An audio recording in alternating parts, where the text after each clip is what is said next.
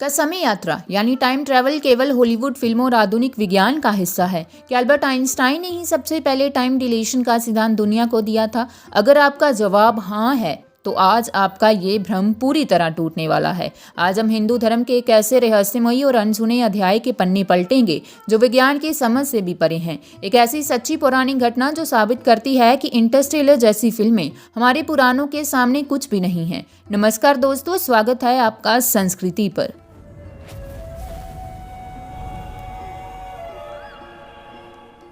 ये कहानी है सतयुग के एक महान राजा रैवत कुकुदमी की।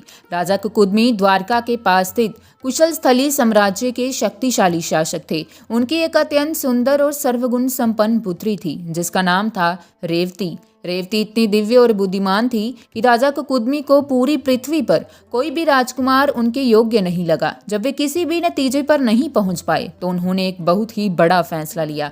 उन्होंने तय किया कि वे सीधे सृष्टि के रचयिता भगवान ब्रह्मा जी से ही इसका समाधान मांगेंगे। अपनी पुत्री रेवती को साथ लेकर राजा कुकुदमी ने अपनी योग शक्तियों के माध्यम से अंतरिक्ष और कई आयामों यानी डायमेंशंस को पार करते हुए सीधे ब्रह्मलोक की यात्रा की। जब वे दोनों ब्रह्मलोक पहुंचे तो भगवान ब्रह्मा गंधर्वों का एक संगीत सुन रहे थे। राजा कुकुदमी ने ब्रह्मा जी के ध्यान में बाधा डालना उचित नहीं समझा और किनारे पर खड़े होकर संगीत खत्म होने का इंतजार करने लगे। ये इंतजार उनके हिसाब से कुछ पलों या कुछ मिनटों का ही था। जैसे ही गंधर्वों का संगीत समाप्त हुआ, राजा कुकुदमी ने ब्रह्मा जी को प्रणाम किया और पृथ्वी के कुछ सबसे महान राजकुमारों के नाम सुझाए जिन्हें उन्होंने अपनी बेटी के लिए चुना था। उन्होंने ब्रह्मा जी से पूछा कि इनमें से कौन रेवती के लिए सर्वश्रेष्ठ रहेगा। राजा कुकुदमी की बात सुनकर भगवान ब्रह्मा जोर से मुस्कुराए और इसके बाद जो उन्होंने कहा वो आज के मॉडर्न साइंस की नींव हिला देता है। भगवान ब्रह्मा ने कहा, हे राजन, जिन राजकुमारों के नाम तुम ले रहे हो उनका तो अब नामो निशान भी नहीं बचा है। उनके गोत्र, उनके वंशज, यहाँ तक कि उनके साम्राज्यों का भी पृथ्वी पर से अंत हो चुका है। राजा हैरान रह गए।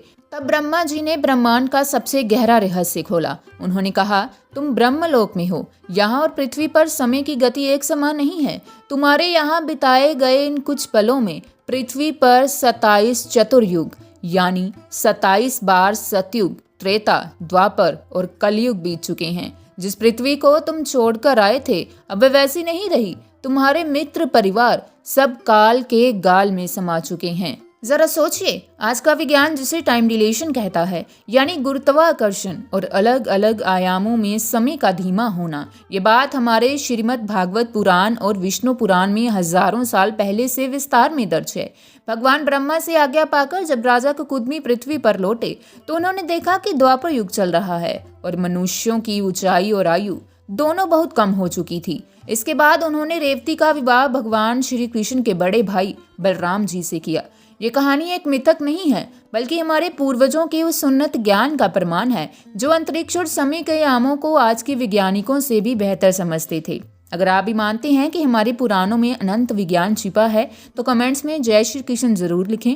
वीडियो पसंद आई हो तो लाइक करें और हमारे चैनल को सब्सक्राइब करना ना भूलें। मिलते हैं अगले रहस्य के साथ।